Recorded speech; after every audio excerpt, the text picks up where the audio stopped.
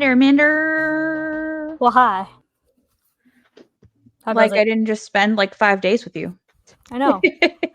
Like literally 2 days ago, I just got back from being at her house for 4 days, 5 days, however many days. Mm-hmm. Time is illusion. Yep. It was fun. We had fun. We did things. Yeah, we'll talk about it on the other side. But hi, we're a podcast.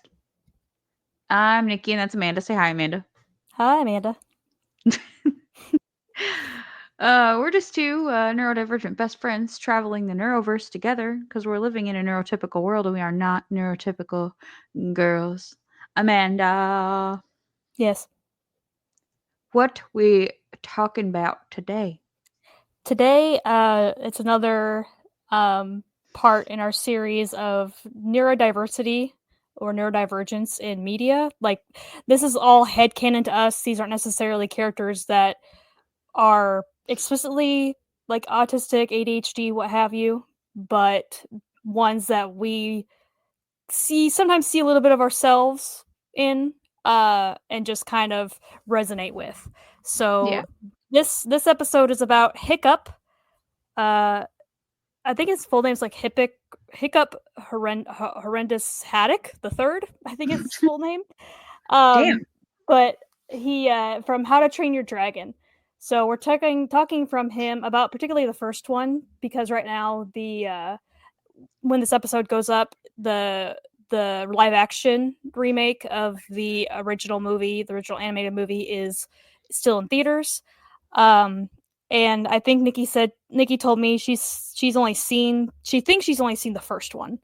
The first animated of the trilogy, and I've seen all of them. But now I've seen all of the original animated ones, and now I did see the live action last week.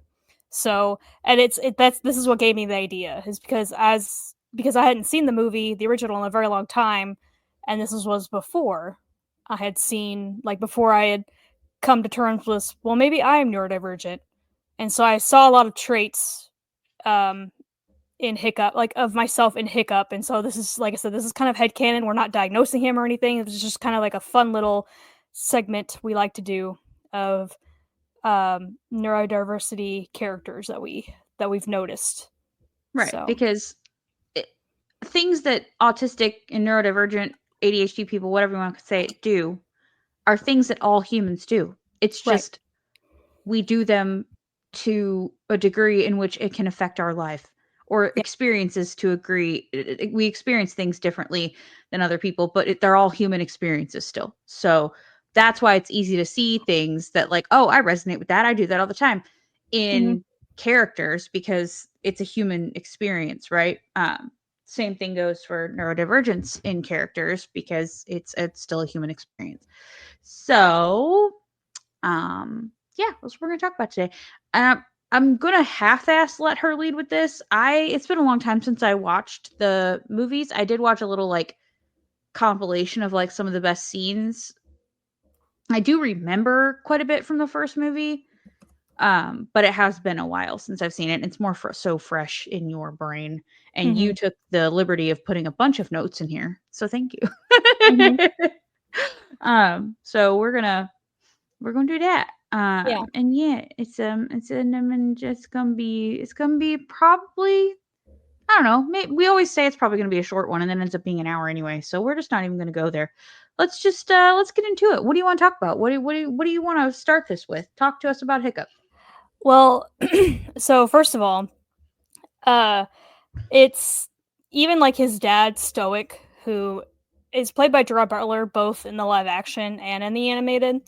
But he even says, like, and this is what kind of like made me think about it.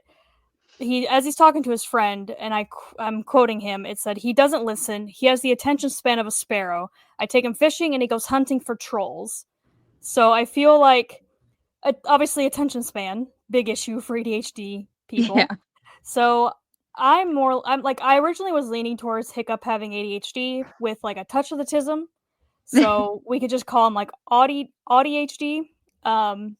So because he has a hyper interest, which is like dragons, inventing, whatever. Because he's different than other Vikings in that they all want to kill dragons. They're all supposed to be like rough and tough and everything. And he just, it's basically, he's kind of like Loki, like of the Thor and the Warriors 3 type of thing. Like they all want to be all warrior and like sword and shield type of characters, and he's more of the like inventive type. So he he spends his time in like I think it's like a blacksmithing, like he's an apprentice for the blacksmith. I think he's a blacksmith, is his dad's friend. And I can't remember the dad's friend's name, so apologize. But he's an apprentice blacksmith, but he just spends a lot of his time inventing.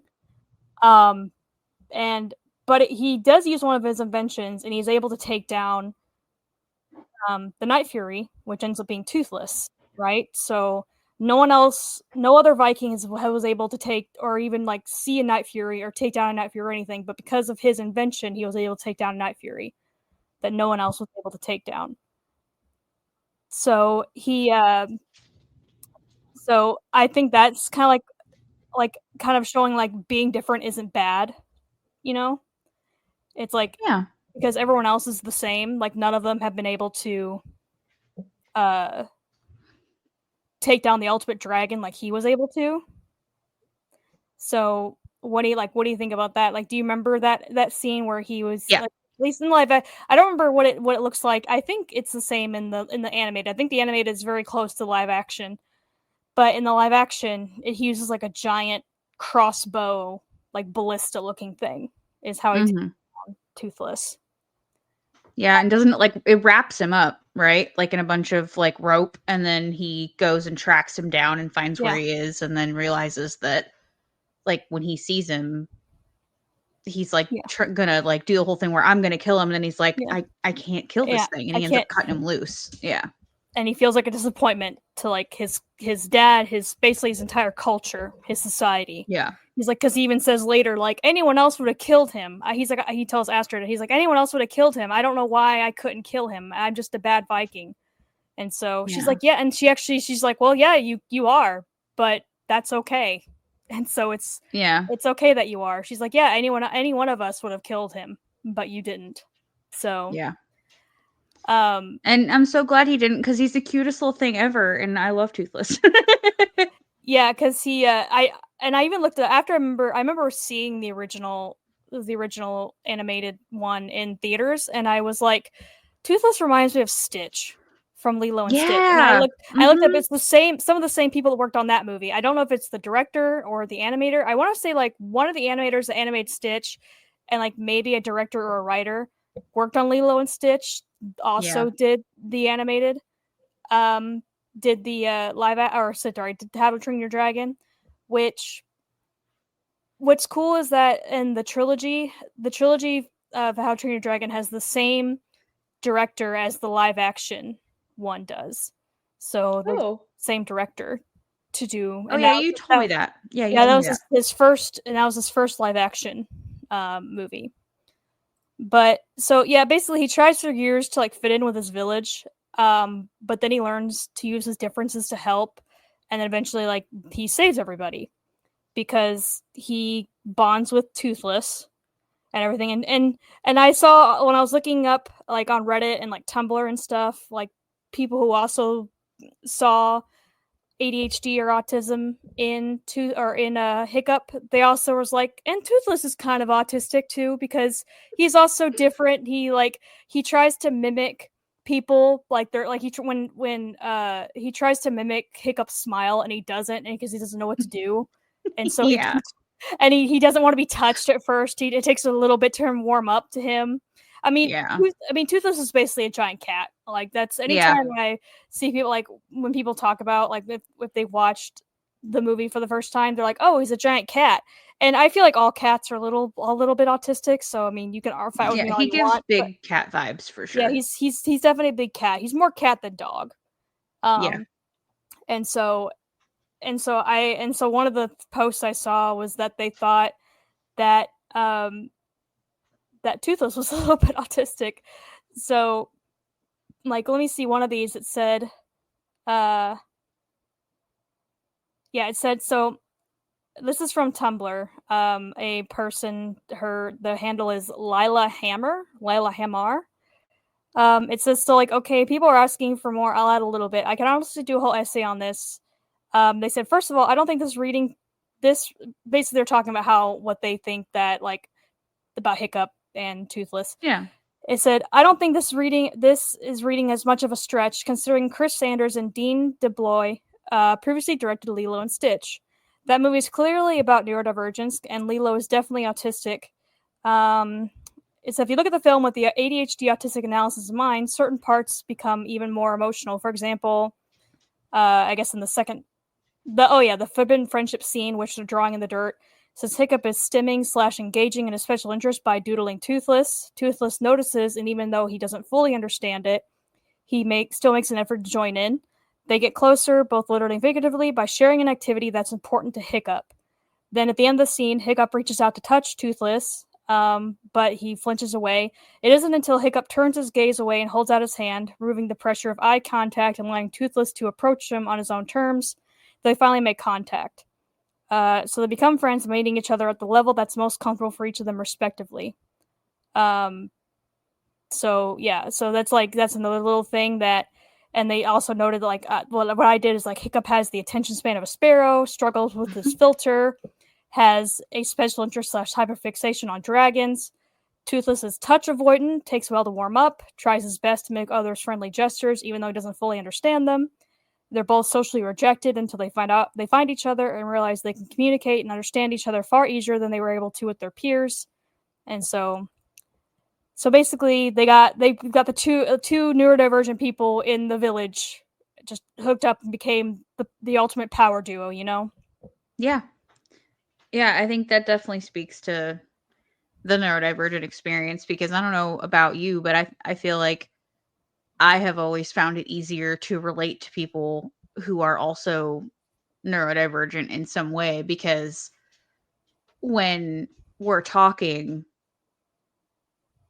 like, the squirrel moments they don't get upset when you squirrel. They don't get upset if you interrupt because you're excited about something, and, like, they don't, you can relate on things, how certain things are more difficult for you than they might be for neurotypical people, and, like, there's just a level of understanding that happens in that space that I don't think is as easy to get outside of a neurodivergent community. At least that's been my own personal experience. I'm sure there are lots of people who are neurodivergent who have wonderful neurotypical friends and family, but I have always struggled with friendships. And weirdly enough, the ones that have lasted the longest is because we both got a touch of the tism. Yeah. So, and my tism don't irritate your tisms. So, like, mm-hmm. that's why we've been friends for 20 fucking years. Mm-hmm. So, like, it does speak to, like, a bigger experience that I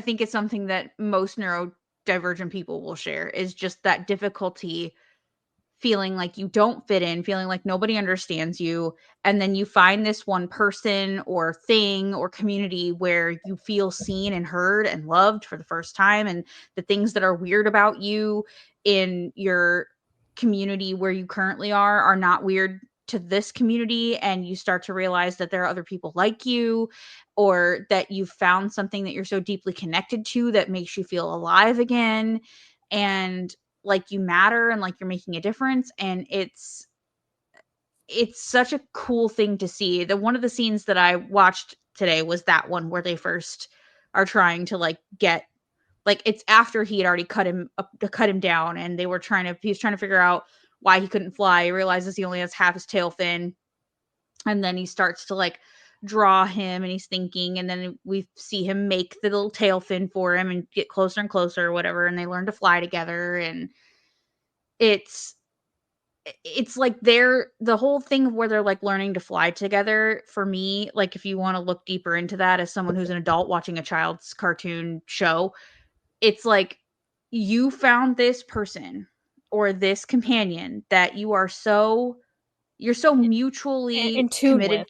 Yeah, committed to each other and wanting to see the other person be their truest and best self, and you want to help that person be their truest and best self, and your what am I trying to say? Your skills and their skills can meet and you can do something wonderful with it, and you both help each other achieve the thing that makes them feel the most like themselves, or just being around that person makes you feel the most like yourself. You can express who you truly are around that person. It gives you wings to fly, wings to be yourself. And and it was like very heartwarming, and I've been all in my feels this last couple weeks. It's been a mess.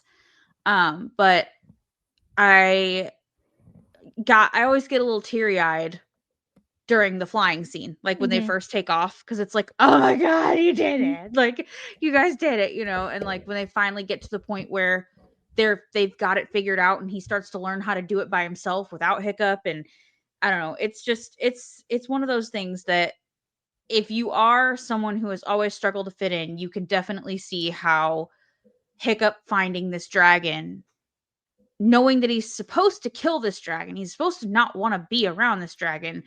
Everyone's always told him that this dragon is dangerous. Dragons are dangerous. They're going to kill you. They just want to, they can't be reasoned with that. Steal our food, and they steal our food. They kill us. Right. And then you realize, no, that's not really the case. Maybe we're the people who are making them react maybe that we're way, the monsters. Maybe we're the monsters. Exactly. Like, yeah, because they're basically. I feel like that's a whole other narrative you could pull out of it, but yeah, they're basically two puzzle pieces that fit in together, because obviously Hiccup would not be able to fly without Toothless, and Toothless would not be able to control flying without Hiccup, because Hiccup has to control the tail fin thing. Yeah. So that's like another thing, is like basically two people working together for a common goal. Yeah. Basically, like I said, that's what ends up saving their entire village once they find the dragon's nest and the big behemoth dragon, the big queen dragon. And eventually that's how, I mean, I'm gonna say spoilers, even though this movie's 15 years old, but spoilers, I guess. But like, then Hiccup ends up losing his own leg.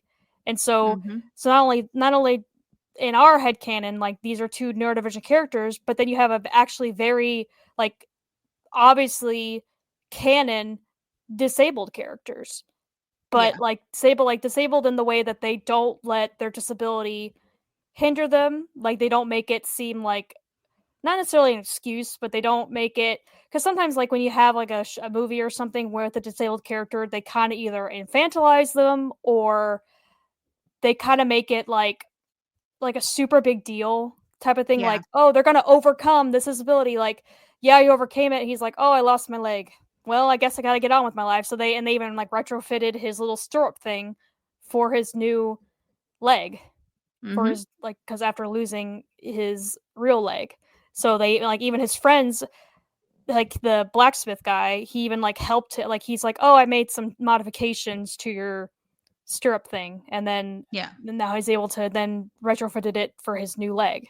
And so, and then at the end, all the dragons now live with them, and so they all have their own dragons, and he used the dragons to fly. So basically, like I said, Hiccup convinced them, hey, we can stop killing these dragons. They're not doing this on purpose. They're actually trying to feed the big king or queen dragon as like tribute, and they can't help it.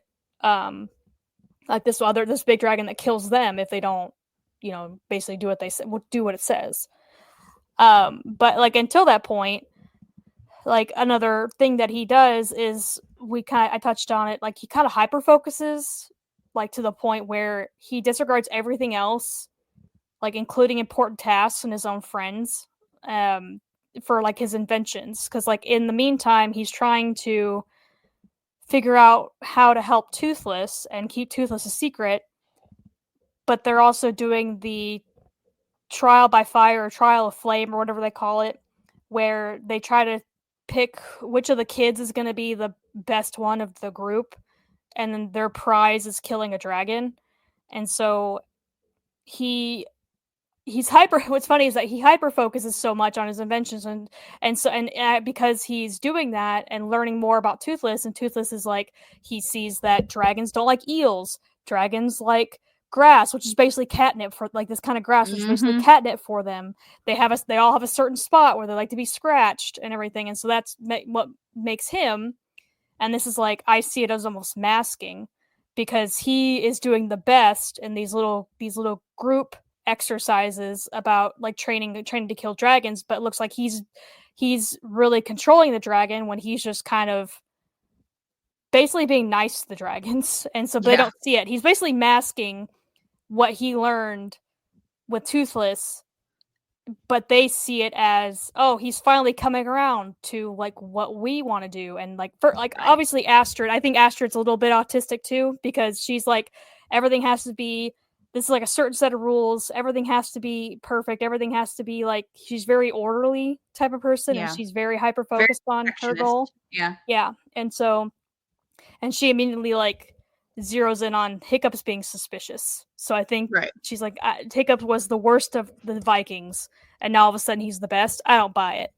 And so, like, what's really going on here? Yeah, he eventually follows him and finds him and Toothless. But and originally, like, the group of kids all ostracize Hiccup. They think he's lame. Like, you're only this far because your dad's the chief and stuff like that.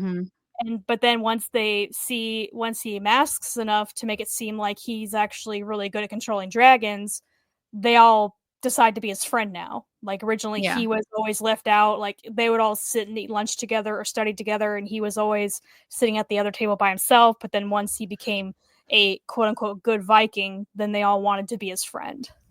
Yeah, it's I forgot how much I enjoyed that movie. Yeah, it's a really good just movie. Watching those little clips. But yeah, the whole village thinks he's nuts because he's crazy, just not good at anything. He's basically the Maurice, like the Belle's dad from Beauty and the Beast. Crazy old Maurice, And it's basically that's who he is. He wants to do everything the exact opposite of what he's been taught, and he also just kind of refuses to conform to what he feels like everyone wants him to be, because he's tried so hard to do it and has failed that he's just sort of given up trying to be what everyone wants him to be and starts to be who he wants to be. And I think that relationship plays out, or that narrative plays out with his relationship with Toothless, because he should have killed that dragon, and instead he made it its fucking best friend. So and learned how to ride it, and control it. And he's proving that the narrative that they've been sold their entire life is false. It's false. Yeah, and so he's kind of breaking, generational bullshit at the same time. Like, he's starting a new era and does start a new era for the Vikings in Burke is where they're from, to look at things differently. He invites everyone in that world to look at these things differently. And that's, I think, what can be so wonderful about someone who is neurodivergent, who thinks differently, who looks at things differently. It's like a new perspective. Yeah, it's what's missed a lot. And we're often dismissed as the people we're nonconformists, or we're just being pedantic, or we're being difficult for just difficult. Being difficult. When we ask clarifying questions, we're what is the word I'm looking for? My brain's not working. I'm sorry. When we're asking clarifying questions, now we're being condescending, or being argumentative. Yeah, or we're being argumentative, or we're trying to push our beliefs on other people, or whatever the hell that is. And it's like, I really hate that it has to be that way, because I feel like if anyone took 5 minutes to just really sit down and understand like how our brains work, they would understand that the things that they're accusing us of are the exact opposite of the things we're actually trying to achieve.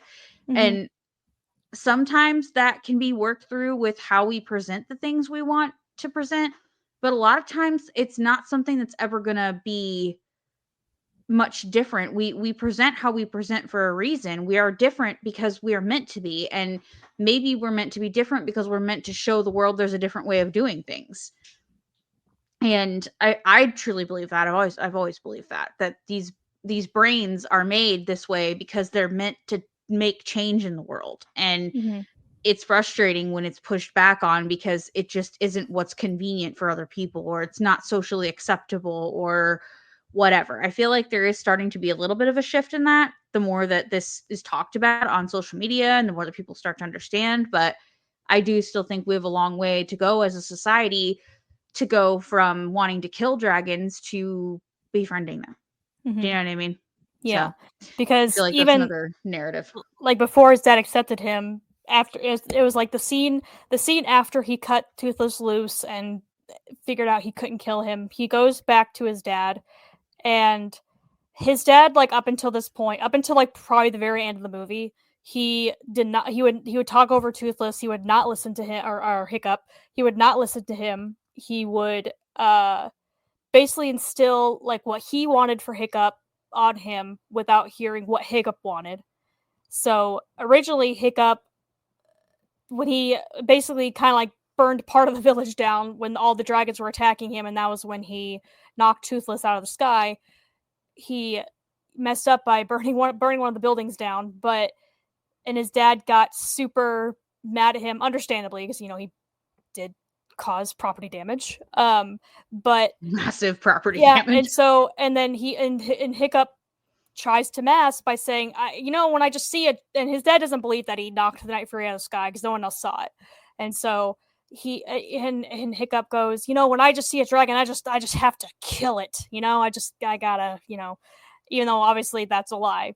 And so then the scene, he goes and frees Toothless, comes back because he told his dad, yeah, I want to try to kill dragons, and his dad's like super happy about it. And then he goes back to his dad, he's like, I can't kill dragons, and his dad's like, no, you should be able to, you just need some training. He goes, no, I really can't kill dragons. Like, I know for a fact I cannot kill dragons. It's not a skill issue. It's not a skill issue. It's a moral issue, basically. Like, it's like trying, if someone like really wants to be vegetarian or vegan, and like their family's like, no, you will eat meat. Like, no, I can't eat meat. Like, I literally, like, I can't have it in me to eat meat, that sort of thing. Right.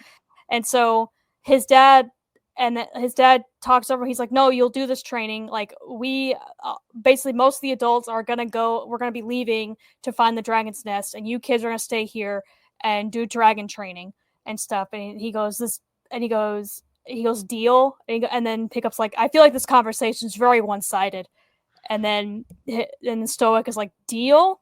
And he goes, okay, fine, deal. And so like he does it, but he purposely, and he kind of like messes up dragon training. Gobber is the name of the dad's friend, the blacksmith, Gobber, and he's trying to like ask Gobber questions about dragons in the middle of the dragons attacking them, and then the Gobber doesn't want to hear it either.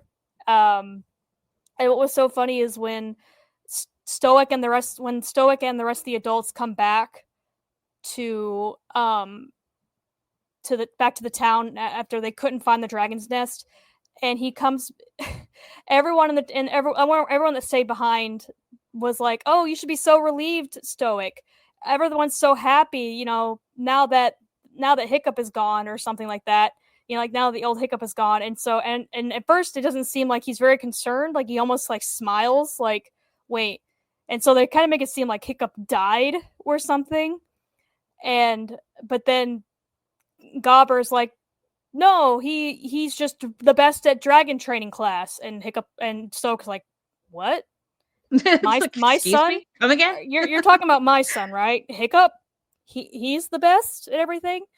And so then when he does like the dragon train, like the trial by flame, and ends up, and Hiccup tries to show everybody, we don't have to kill them. We can just, here, let me show you. And Stoic still doesn't believe him, and tries to interfere and spooks the dragon, which then causes him to start attacking Hiccup, which then Toothless hears it from where he's hiding and comes to rush in, and then everything obviously all hell breaks loose, and then they capture Toothless and try to use him to find the dragon's nest. But it's like, because Stoic didn't listen to him, and even to the point where he told Hiccup that you put everyone in danger, when really it was Stoic that put everyone in danger, because if he just listened to Hiccup for once in his life, and he's the one that, and Stoic is the one that spooked the dragon that caused the dragon to attack people, then he tells Hiccup, "You're not my son." And so, Yeah. and then like walks away from him because he's just basically done, and then takes Toothless to go find the dragon's nest.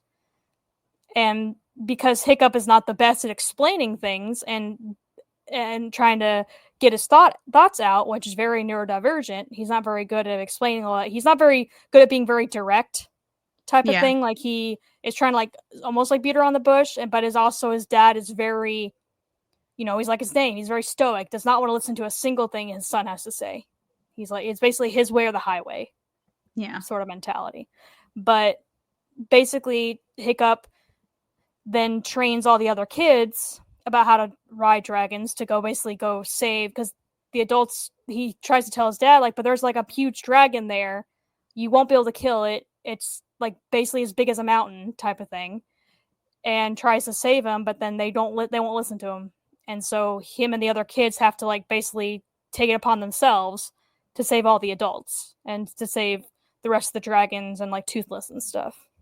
Yeah. And so basically he uses like creative problem solving and fast tracks them to become dragon riders like him. Like, he basically created like a guide on how to become a dragon rider and used his knowledge and experience to get them to do it.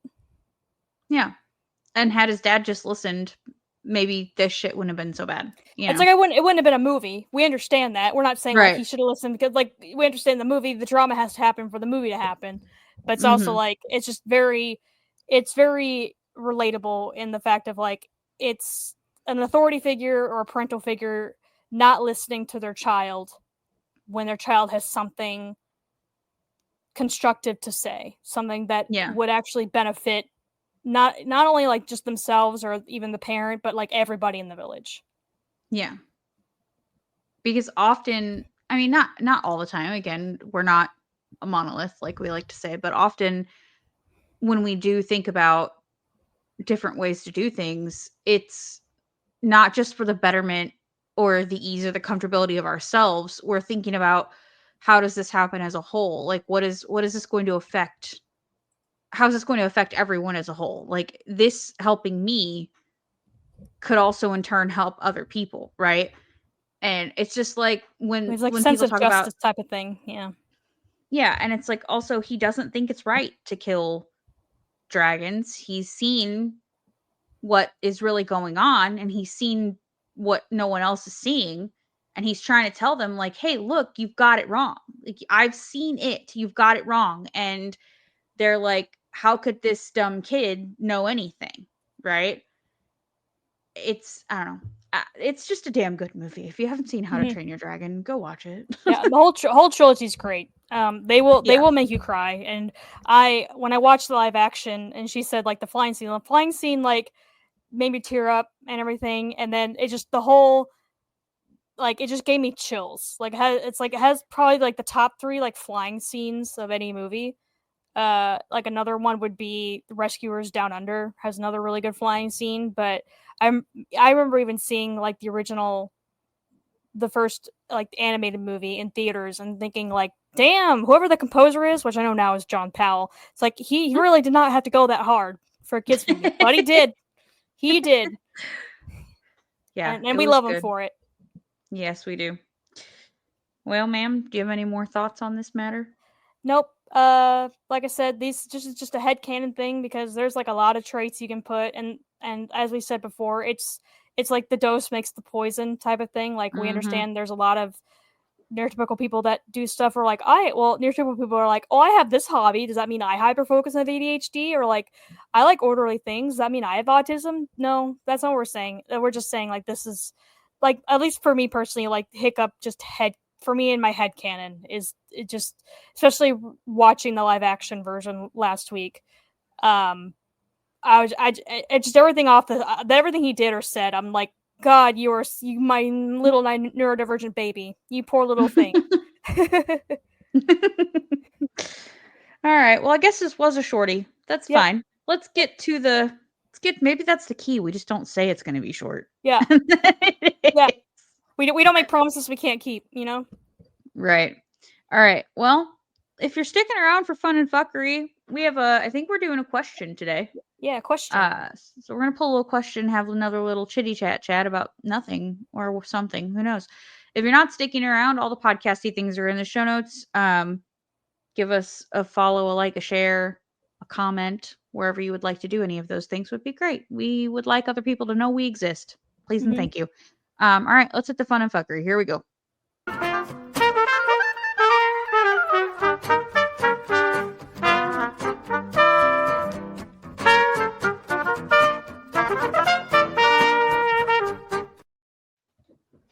All right, we're back. Yeah, so like we said, I was at Nikki's house from last Thursday. Today's Wednesday, so I was at her house from last Thursday until Monday. And now I'm looking at your background, which I helped finish putting up for her. And I like the shelves, which obviously none of you can see, so you have no idea what I'm talking about. But I do like how they turned out. They look really nice. But if you come over to the gaming channel, if we get to record in something else, you'll get to see it. But yeah, we spent a good couple days in the office sort of rearranging things.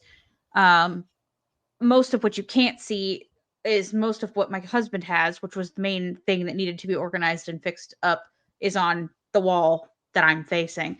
But what you can see is all my little knickknacks and well, you can't see, but on the gaming channel you will in the future. All my pretty knickknacks and whatnots and things. So yeah, and then eventually a futon will be back there as well, where we will set Bobby Bones. Or did we name him Billy Bones? Because Bobby Bones is definitely an internet personality or like a radio talk show host. He was on Dancing with Stars. So we can't name him Bobby Bones. But whatever the fuck the skeleton's name is that I bought last October, we'll set him on the couch to hang out with us on the gaming channel. So that's what you want to see over there, then go do that. But we have to record some new shit first, because everything that's going up currently is all like from a fucking year ago. So. Yeah. It's fine. Everything's fine. It's fine. Yeah, but we had fun. Like I said, been in my feels. It's been a rough couple weeks.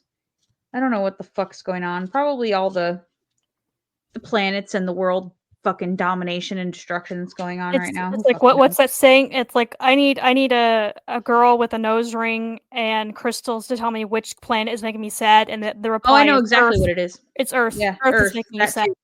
Earth is making me sad. But also the moon is in Cancer, and that's very watery and emotional and can make you in your feels. So, and it's a new moon tonight. Depends on your chart too. Just depends on your chart. And it's a new moon tonight. Yep, new moon. So it just depends on your chart, people. That's fine. All right, let's do a question. I'm doing a little shuffle. Because they were sort of pre-shuffled anyway. We just took them all off my desk where they were all over the place. My nose is so itchy, man. So is mine. We're probably going to hate several of these. Oh, okay. I mean, this is fitting, actually. We're going to roll it. If you could have any actor or actress play you in a movie, who would it be? Aubrey Plaza. Yeah. Me and Aubrey Plaza don't look anything alike. It's just because personality-wise,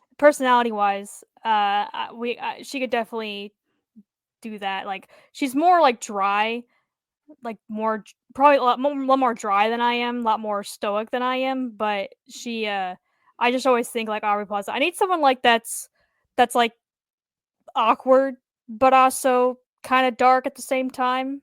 And she kind of does that, at least in her Parks and Recreation character.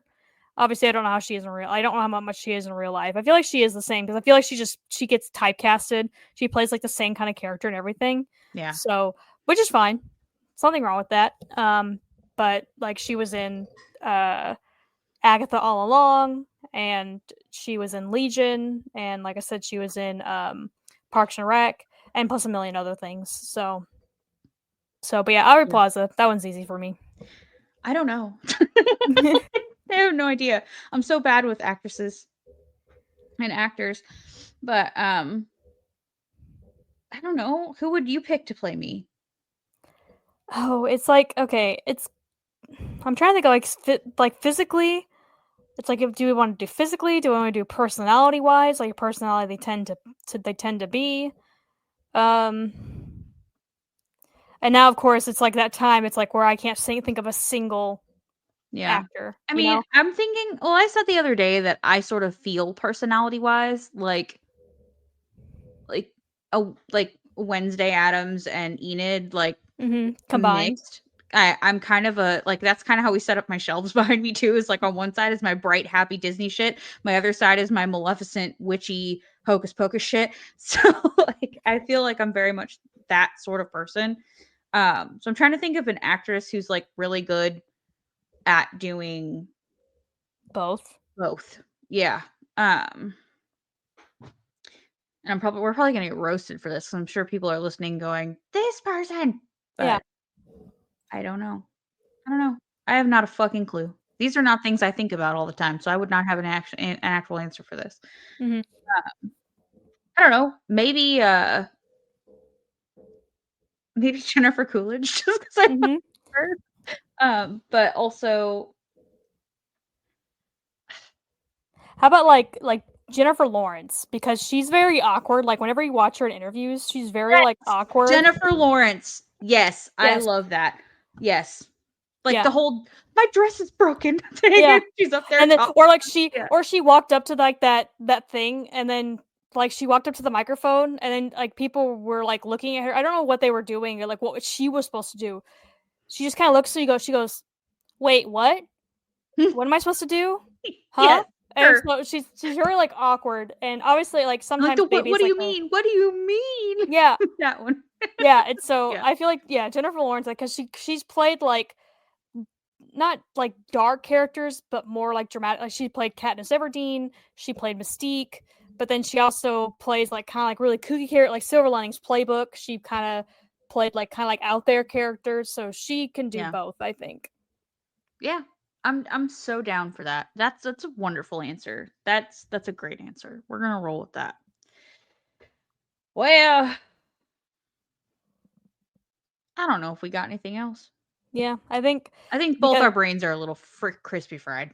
Which we say that every time, but like I said, it's yesterday she asked me, she goes, how are your spoons doing, lady? Like how many do you have? I was like, probably like 1.5, and she goes, yikes. Yeah, I'm currently working with about 1.5 as well. Like I'm more brain fried now than I think I've been in a very long time, and I don't really have a very good reason for it. I really don't, other than being informed right now is very, very stressful to me for many reasons, but it's wearing on me. So I hope everyone's doing okay. Genuinely, if things are getting too overwhelming, I have to remind myself, like, just log off. Okay, log off. Get off social media. Get off fucking breaking news. It's gonna keep breaking. All right, it's gonna keep breaking. It's not gonna stop breaking. So if being informed is extra hard right now, just maybe take a little break and then resume when you feel like you've got your feet back underneath you. Yeah, like I've said before, like social media is a mistake. Even though I use social media, it's like social media is a mistake. But also, like even before that, the 24-hour news cycle is a mistake. Like was a mistake. Like before the 1990s, the 24-hour news cycle was not a thing. No.